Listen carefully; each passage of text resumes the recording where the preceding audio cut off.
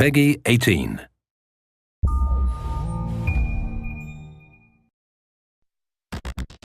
In 2001, a real-world exercise tested the emergency response to a bioterror attack on the continental United States. The operation was called Dark Winter. Within just a few days, the simulation spiraled out of control. The operation predicted a rapid breakdown in essential institutions, civil disorder, and massive civilian casualties. Dark Winter has revealed how vulnerable we've become. Our lifestyle, our security, our safety depends on a delicate and unstable economy. We've created a system so complicated that we no longer understand how to control it. Oil, power, shipping, transport. We live in a complex world. And the more complex it gets, the more fragile it becomes. The system is built on a global supply chain that gets things where they're needed, just in time. We've created a house of cards.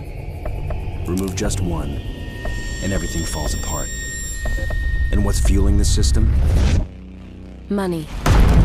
Americans can spend $90 billion in a single day of shopping.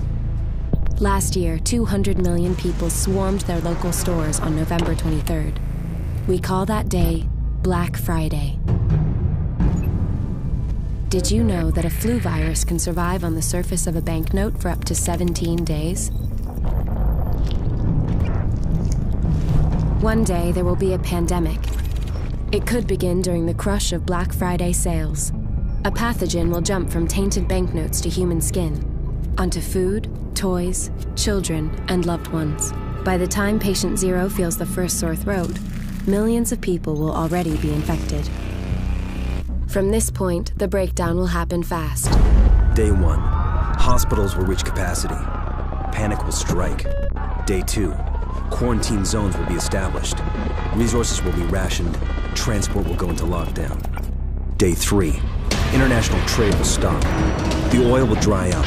The stock market will collapse. Day 4, the power will fail. The shelves will be empty. The taps will run dry. And once hunger and despair take hold, people will do anything for survival. By day 5, everyone will be a potential threat.